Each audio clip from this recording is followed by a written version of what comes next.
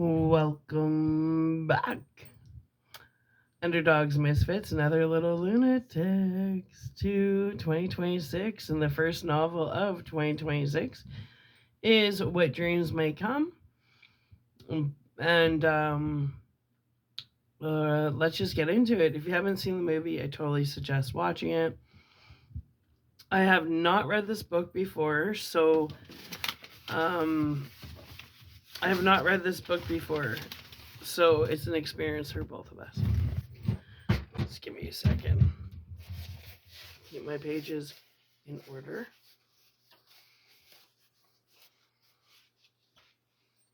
Yeah.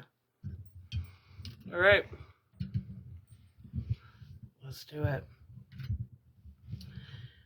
To know I still exist. Hovering, suspended, rising inches, then descending in a silent, engulfing void. Ooh. Was this the feeling of pre-birth, floating in liquid gloom? No, there be no sound of crying in the womb, no sense of grief oppressing me. I murmured in my sleep, wanting to rest, needing to rest, but wanting to wake for Anne's sake. Honey, it's all right. I must have spoken those words 100 times before waking.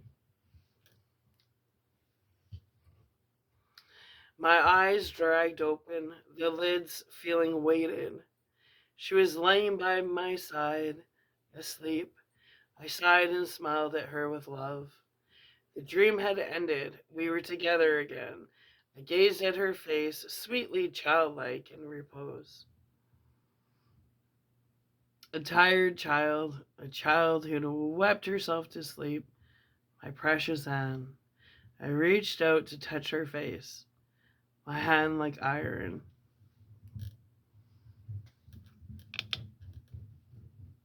There.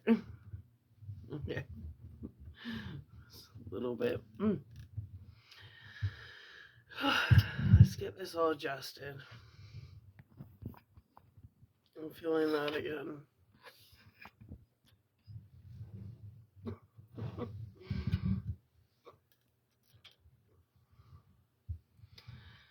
All right. Let's go.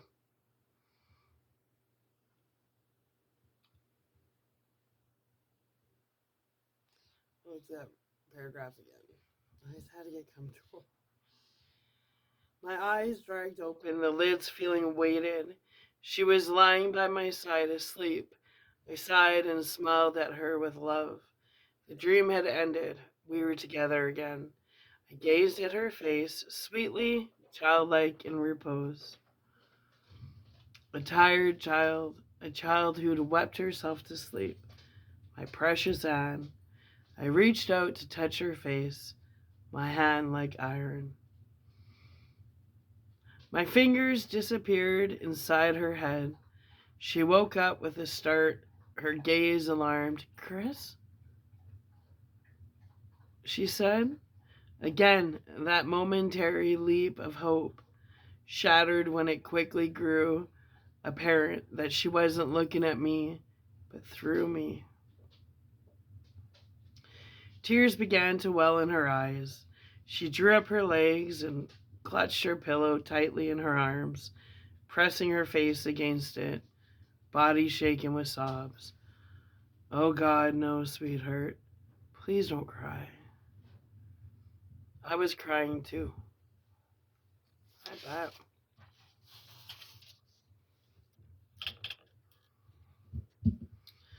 I would have given up my soul if only she'd been able to see me for a moment. Hear my voice, receive my comfort and my love. I knew she couldn't, though, and knew as well the nightmare hadn't ended. I turned from her and closed my eyes, desperate to escape and sleep again. Let the darkness pull me far from her. Her weeping tore my heart. Please take me away from this, I pleaded. If I can't comfort her, take me away. Oh, it was bright. Oh.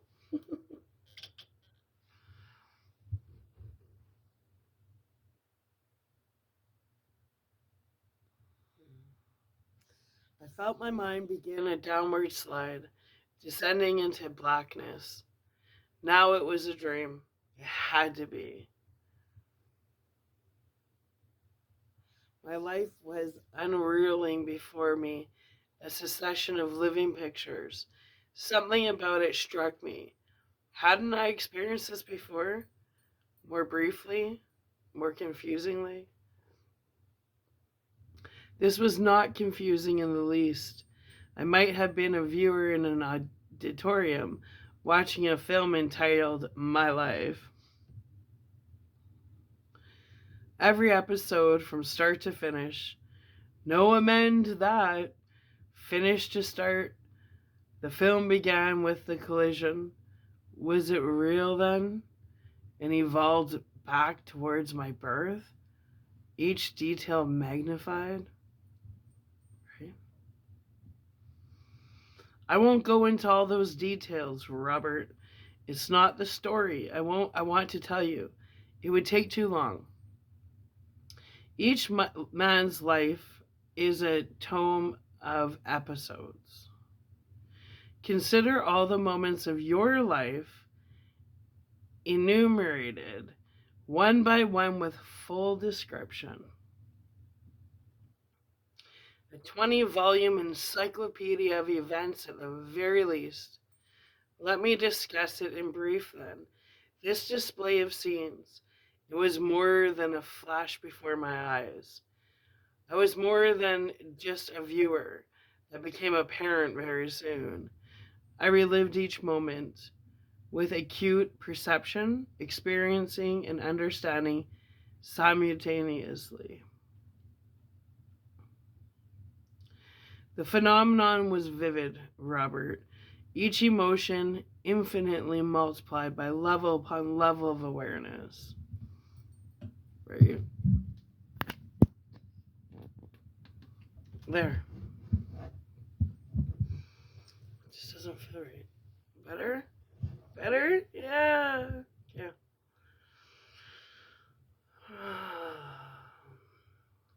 The essence of it all, this is the important part, was the knowledge that my thoughts had been real, not just the things I said and did. What went on in my head as well, positive or negative. Each memory was brought to life before me and within me.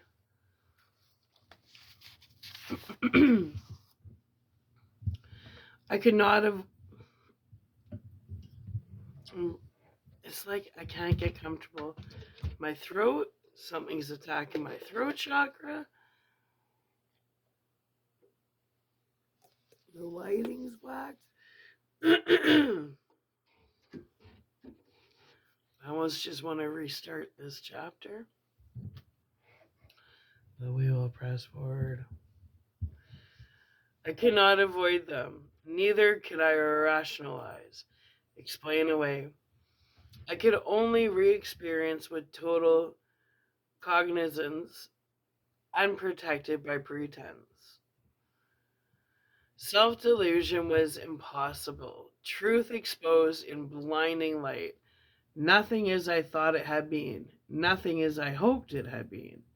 Only as it had been. Failures plagued me. Things I had omitted or ignored. Neglected. What I should have given and hadn't. To my friends. To my relatives. To Mom and Dad. To you and Eleanor. My children. Mostly to Anne. I felt the biting pang of every unfulfillment. Not only personal, but in my work as well. My failures as a writer, the loss or the host of scripts I'd written, which did no one any good and many harm. I could condone them once. Now, In this stark unmasking of my life, condoning was impossible. Self-justifying was impossible. An infinitude of lacks reduced to one fundamental challenge: what I might have done and how irrevocably I fell short of almost every mark. Not that it was unjust, not that the scales were forced out of balance. Where there had been good, it showed as clearly. Kindnesses, accomplishments, all those were present too. The trouble was I couldn't get through it, like the tug of a building rope pulled from a distance. I was drawn from observation by Anne's sorrow. Honey, let me see. I think I spoke those words. I may have only thought them. I became aware of laying by her side again, my eyelids heavy as I tried to raise them. The sounds she made in sleep were like a knife blade turning in my heart. Please, I thought, I have to see, to know, to evaluate. The word seemed vital to me suddenly. Evaluate. I drifted down again to the isolation of my visions. I had left the theater momentarily. The picture on the screen had frozen. Now it started up again, absorbing me. I was inside it once again, reliving days long gone. Now, I saw how much time I had spent in gratifying sense.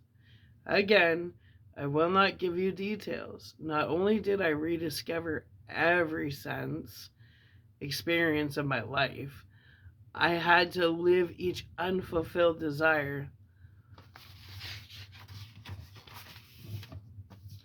as well, as though they had been fulfilled.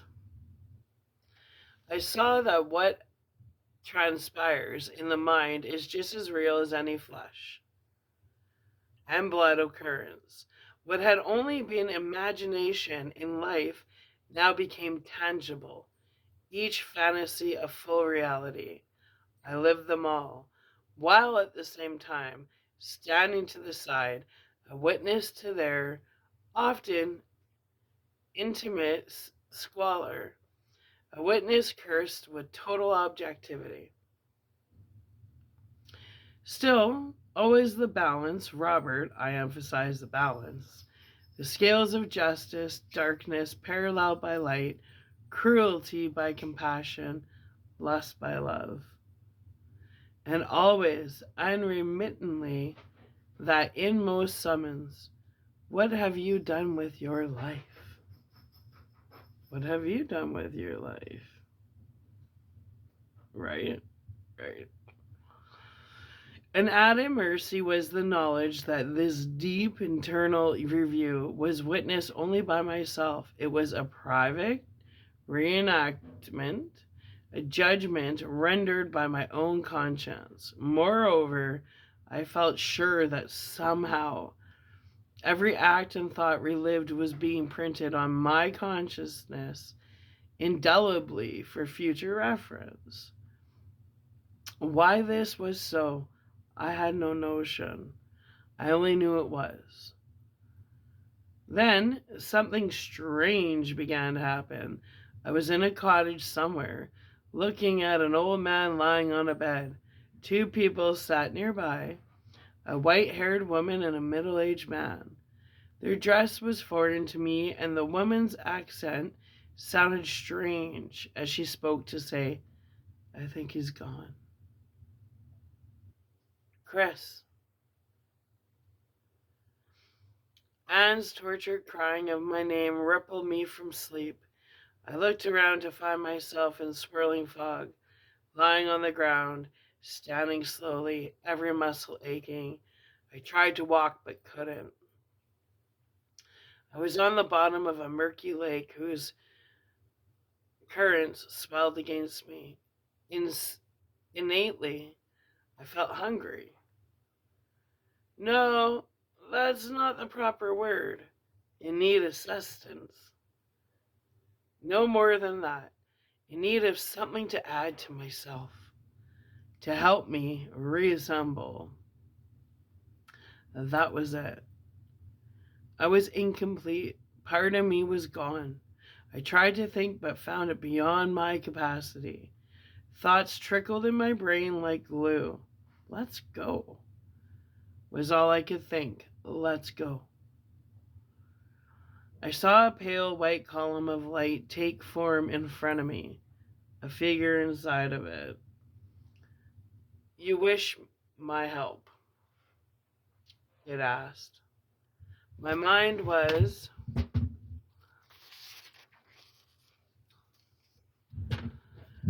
not perceptive enough to tell if it was male or female. I tried to speak, then from a distance heard Anne call my name again and looked around. You could be here for a long time, said the figure. Take my hand. I looked back at it. Do I know you? I asked. I could hardly speak. My voice sounded lifeless. That's not important now, the figure said. Just take my hand. I stared at it with vacant eyes. Anne called my name again, and I shook my head. The figure was trying to take me from her. I wouldn't let it do that. My voice was dead. I can't see you. Something began to draw me through the mist. Something else attempted to restrain me, but I willed it off. It wasn't Anne. I knew that, and I had to be with Anne. She was all that mattered to me.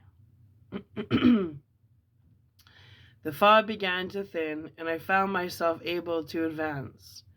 There was something familiar about the landscape in front of me. Broad green lawns with rows of metal plaques flush with the surface, bouquets of flowers here and there. Some dead, some dying, some fresh. I had been here before. I walked towards the distant figure sitting on the grass.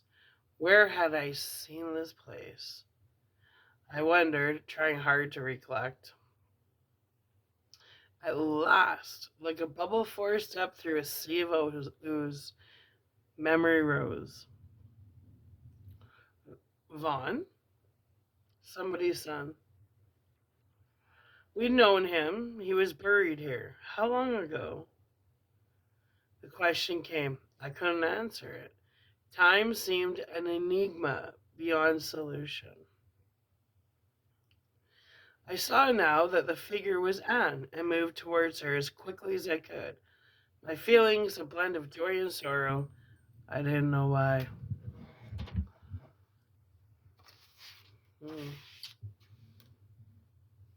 Oh, bright light. Reaching her, I spoke her name. She made no sign that she had seen or heard me, and for some inexplicable reason, I now found myself surprised by that. I sat beside her on the grass and put my arm around her. I felt nothing, and she did not respond in any way. Staring at the ground, I tried to understand what was happening, but there was no way I could. Anne, I love you.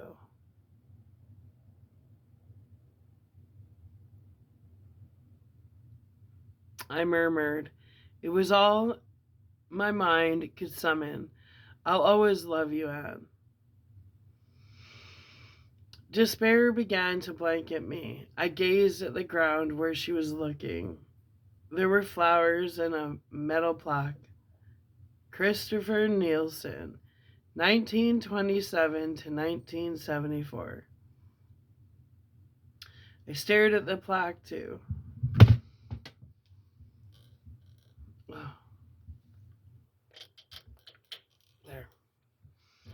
stared at the plaque too, shocked to react. Vaguely, I recalled some man addressing me, trying to convince me that I died. Had it been a dream? Was this a dream? I shook my head.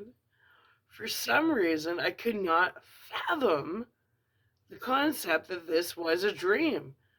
Was unacceptable, which meant that I was dead. Dead. How could such a shattering revelation leave me so incredibly apathetic? I should have been screaming with terror. Instead, I could only stare at the plaque, at my name, at the year of my birth and the year of my death. Slowly, my obsession started gathering in my mind. I was drawn there. Me? My body? Then I possessed the power to prove it all beyond the doubt. I could travel down there, see my corpse. Memory flickered.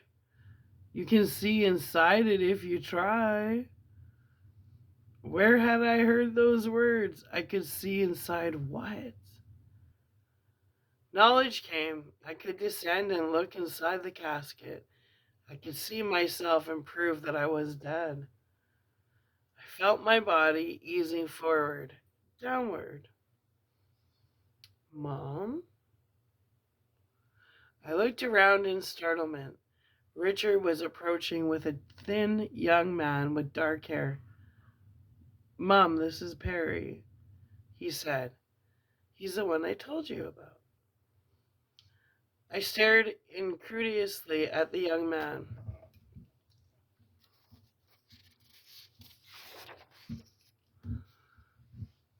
He was looking at me. Your father is here, Richard, he said calmly, sitting near the plaque with his name on it.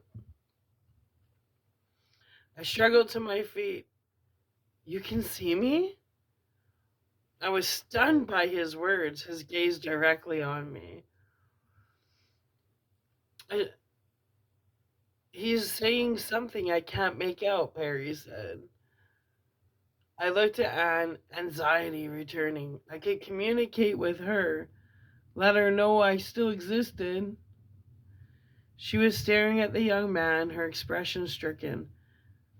Anne, believe me, I said. Anne, believe him. Believe him. He's speaking again, Perry told her. To you now, Mr. Nielsen. Anne shuddered and looked at Richard, speaking his name imploringly. Mom? Richard looked uncomfortable and adamant at once. If Perry says that Dad is here, I believe him. I've told you how he... Anne, I am here, I cried. I know how you feel, Mrs. Nielsen, Perry interrupted Richard, but take my word for it. I see him right beside you. He's wearing a dark blue shirt with short sleeves, blue checkered slacks, and wallaby shoes. He's tall and blonde with a husky build. His eyes are green, and he's looking at you anxiously. I'm sure he wants you to believe he's really here. And please, I said. I looked at Perry again. Hear me. I entreated him. You've got to hear me. He's speaking again, Perry said. I think he's saying near me or something. I groaned and looked at Anne again. She was trying not to cry but couldn't help herself. Her teeth were set on edge, her breathing forced and broken. Please don't do this, she murmured. Mom, he's trying to help. Richard told her, "Don't do this." Anne struggled to her feet and walked away. "Anne, don't go," I pleaded.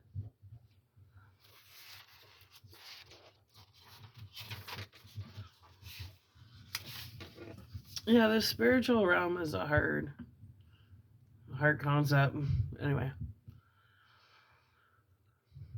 but people can't communicate. It's just hard for other people to understand that there are people out there that can communicate with people that passed on, because we are spiritual beings having a human experience. Therefore, our body expires, but our spirit never dies.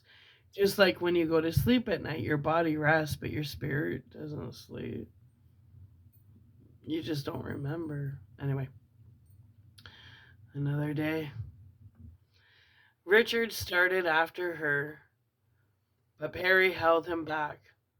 "Let her get used to the idea," he said. Richard looked around uneasily. "He's here?" he asked. "My father?" I didn't know what to do. I wanted to be with Anne. Yet, how could I leave the only person who could see me? Perry had placed his hands on Richard's shoulders and turned him until he faced me. "He's in front of you," he said, about 4 feet away. "Oh, God," Richard's voice was thin and shaking. "Richard," I said. I stepped forward and tried to grasp his arm. "He's right in front of you now, trying to hold your arm," Perry told him. Richard's face was pale. "Why can't I see him then?" He's demanded. You may be able to if you can talk your mother into a sitting." Despite the excitement Perry's words created in me, I could stay with him no longer. I had to be with Anne. His voice faded quickly behind me, and I started after her. "He's moving after your mother," he said. "He must want to..." I could hear no more. Anxiously, I followed Anne, trying to overtake her. Whatever our sitting was, a seance? Anne had to consent to it. I never believed in things like that. Never even thought of them. I thought about them now. Perry had seen me, actually seen me. The thought that, with his help, Anne and the children might also see me, perhaps even hear me, filled me with elation. There'd be no grief then. I groaned with sudden dismay. A mist was gathering again, obscuring my view of Anne. I tried to run, but my movements grew increasingly labored. "I have to reach her," I thought. "Anne, wait," I called. "Don't leave me. You have to move on." It seemed as though I heard a voice say in my head. I wouldn't listen to it. "Keep on moving, slower, slower." Once more on the bottom of that murky lake. Awareness started failing. Please, I thought. There must be some way Anne can see me and be comforted to know I still exist.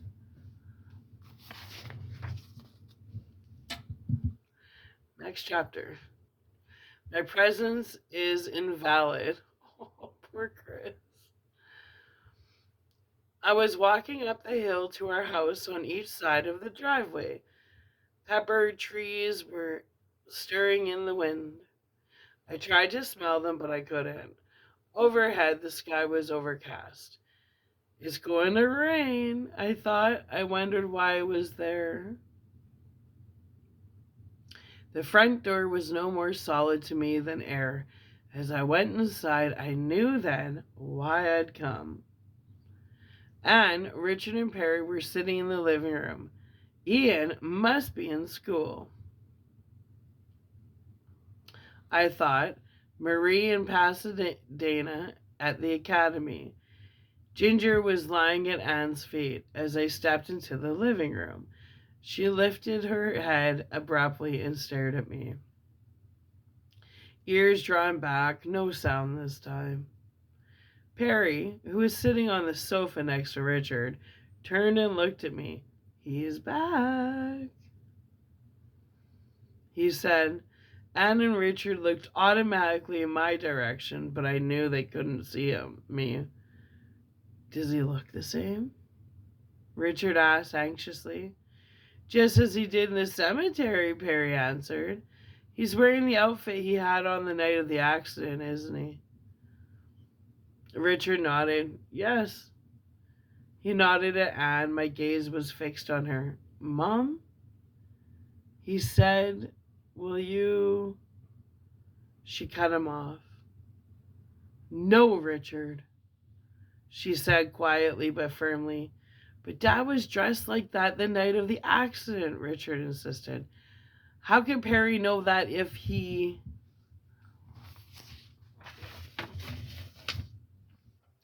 "If we know it, Richard," Anne interrupted again.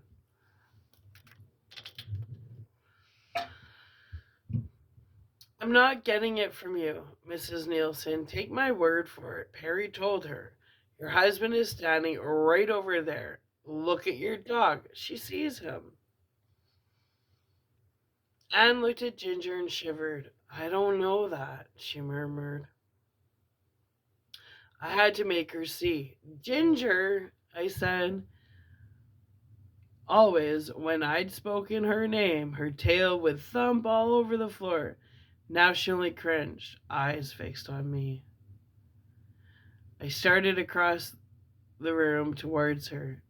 "Ginger, come on."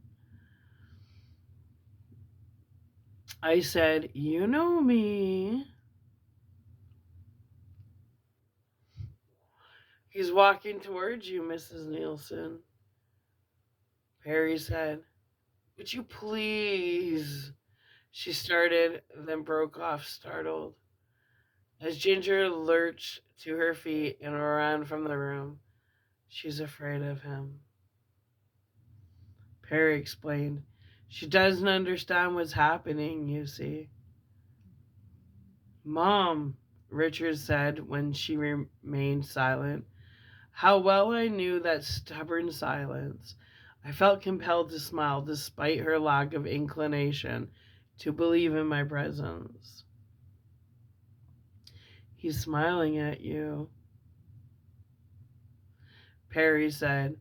"He seemed to understand your inability to believe he's here." Anne's expression grew strained again. "I'm sure it's obvious to you that I like to believe it," she said. "I just can't." Breaking off, she drew in breath with effort. "You really see him?" she asked. "Yes, Anne, yes." "He does," I said. "He just said yes, Anne, yes," Perry told her. "I can see him, just as I described him in the cemetery. Naturally, he doesn't look as solid as we do, but he's very real. I'm not getting information from your mind. I can't even do that." Anne pressed the palm of her left hand to her eyes. "I wish I could believe," she said miserably. "Try, Mom," Richard said. "Anne, please," I said. "I know it's hard to accept," Perry said. "I've lived with it all my life, so I take it for granted. I could see disincarnates when I was a baby." I looked at him with sudden distaste. Discarnates? The word made me sound like a freak. "I'm sorry," Perry said to me, smiling. "What happened?" Richard asked, and Anne lowered her head to look at Perry curiously. Like, what the fuck's going on, man? He looked at me with a frown. Perry said, still smiling, I must have said something he didn't like. Richard looked at Anne again. Mom, what do you say? He asked. She sighed. I just don't know. What harm can it actually do? What harm? She gazed at him incredulous. To let myself hope that your father still exists. You know what he meant to me, Mrs. Nielsen, Perry started. I don't believe in survival after death. Anna interrupted him. I believe that. When we die, and that's the end of it. Now you want me to. Mrs. Nielsen, you're wrong, Perry said. He was supporting my presence, yet I felt offended by his self assertive tone. Your husband is standing right in front of you. How could that be if he hasn't survived? I don't see him, Anne responded. And I can't believe in it just because you say he's here. Mom, Perry's been tested at UCLA, Richard said. He's been authenticated any number of times. Richard, we're not talking about your college tests here. We're talking about Dad. The man we loved. All the more reason, Richard said. No. She shook her head. I just can't let myself believe it. Well, your beliefs become your reality, right? So she won't allow herself believe he still lives on, then she won't believe it. And her reality will be that his spirit never moved on. You know? Your beliefs become your reality. The hardest thing in life to change is your belief system. If you want to change your reality, you got to change your belief system. And that's a little mathematical formula in that one. Anyway. If I did, then found it wasn't true, I'd die myself. I would kill me. Oh no, I thought in sudden distress. Once more, that draining exhaustion had come upon me. Whether it was caused by the effort of wanting so badly for Anne to believe or by her continuing sorrow, I had no idea. I only knew I had to rest again. Things were starting to blur before my eyes. Mom, just try. Richard asked her. Aren't you even willing to try? Perry says we might see Dad if we... Anne, I have to lie down for a while. I said. I know she couldn't hear me, but I said it anyway. He's speaking to you, Mrs. Nielsen, Perry told her. Now he's leaning over you. I tried to kiss her hair. Did you feel that? Perry asked. No, she said tensely. He just kissed your hair, he told her. Her breath caught and she started crying softly. Richard jumped up, moving to her quickly. Sitting on the arm of her chair, he pulled her against himself. It's all right, Mom, he murmured. He looked at Perry critically. Did you have to say that? He asked. Perry shrugged. I told you what he did. That's all. I'm sorry. The exhaustion was increasingly rapidly now. I wanted to remain, to stand in front of Perry, let him read my lips. I didn't have the strength, though. Once again, that stone-like feeling overwhelmed my body, and I turned away from them. I had to rest. Do you want to know what he's doing now? Perry asked. His tone was peeved. What? Richard was stroking Anna's hair, looking upset. He's walking into your bar room. starting to fade. He must be losing strength. Can you call him back? Richard asked. I could hear no more. I don't know how I made it to our bedroom. The transition was unclear. I only remembered that as I lay down, I thought, why do I keep getting exhausted when I have no physical body? That's a good question. Energy. The battery's draining. I opened my eyes. It was dark and still. Something pulled at me, compelling me to stand. The difference in the way I felt was instantly apparent. Before, I'd felt weighted. Now I felt as light as down. I almost seemed to float across the room and through the door. Perry's voice was speaking in the living room. I wondered what he was saying as I drifted down the back hall. Had Anne consented to the sitting yet? I hoped she had. All I wanted was to know that she was comforted. I moved across the family room and into the bar room. Suddenly my steps had frozen, and I stared in horror toward the living room at myself. My mind could not react. I was struck dumb by the sight. I knew that I was standing where I was, yet I was standing in the living room as well, dressed in identical clothes, my face, my body, me without a doubt. But how could that be? I wasn't in that body, I realized then. I only observed it. Staring, I moved closer. The figure of myself looked corpse-like. There was no expression on its face. It might have been a figure of me in a wax museum, except that it was moving slowly like a winding down automation. I tore my gaze from it and looked around the living room. Anne was there, Richard, Ian, and Marie. Perry, talking to the figure. Was it visible to all of them, I wondered? Sickened. It was such a hideous sight. Where are you? Perry was asking. I looked at the cadaver's form. Its lips stirred feebly when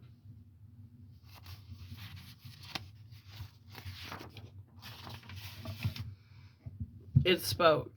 Its voice was not my own, but a hollow, lifeless, muttering as it said beyond. Perry told my family he addressed the figure once again. Can you describe where you are? The figure didn't speak. It shifted on its feet, eyes blinking sluggishly. At last it spoke. Cold, it said. He says it's cold, Perry told them. You said we'd be able to see him, Marie said in a tight voice. I looked at Anne. She was on the sofa, sitting between Ian and Marie, her body looking collapsed. Her face was white and mask-like. She was staring at her hands. Please make yourself visible to everyone, Perry said to the figure. Even now, his tone was arbitrary. The figure shook its head. It answered no. I don't know how I knew it, but I did. The figure wasn't speaking of its own accord. It merely parroted what Perry's mind was feeding it. It wasn't me in any way. It was a puppet he had constructed with the power of his will. I moved to Perry angrily and stood in front of him, blocking off his view of this figure. Stop this, I told him. Why can't you manifest yourself, he asked. I stared at him. He couldn't see me anymore. He was looking through me at my wax-like effigy. Just as Anne had looked through me, I reached out and tried to grab his shoulder. What have you done? I demanded. He had no awareness of my presence. He kept speaking to the figure as I turned to Anne.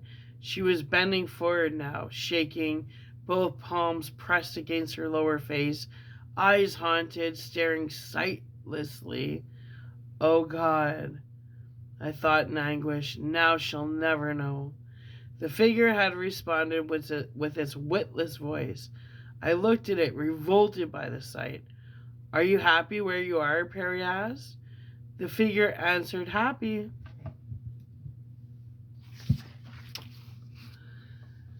Have you a message for your wife? Perry asked. Be happy, mumbled the figure. He says be happy, Perry said to Anne. With a gagging sound, she struggled to her feet and ran from the room. Mom? Ian hurried after her. Don't break the circle, Perry cried. I looked at the figure standing in our living room like a faded mannequin. Its eyes were those of a catatonic. Damn you, I muttered. I walked to it suddenly. To my astonished loathing, I could feel its flesh as I grabbed for it. It was dead and cold. Revulsion seized me as it grabbed my arms, its icy fingers clutching at me. I cried out, Harold, and began to struggle with it. I was wrestling with my own corpse. That's a creepy thought. Shit.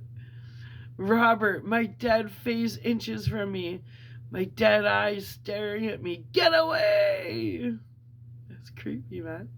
I shouted. Away, it repeated dully. Damn you. I screamed and muttered, damn you. Horrified, my stomach wrenched by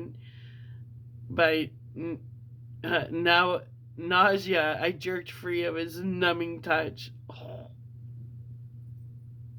Imagine fighting with your own dead corpse. Fucked up. Look out! He's falling, Perry cried. Suddenly he fell back on the cushion of the chair he sat on. He's gone, he murmured. It was. As I pulled free, the figure had started toppling toward me. Then before my eyes, dissolved in midair. Oh, something pushed him, Perry said. For Christ's sake, Perry, Richard's voice was trembling. Could I have a drink of water? Perry asked. You said we'd see him, Richard said. A drink of water, Richard, Perry asked. I looked at him closely as Richard stood and moved towards the kitchen. What was wrong with him? How could he have been so right, then so completely wrong? I turned towards the kitchen, hearing the gurgle of the Sparkletts water or bottle being tapped. Why had Richard become involved?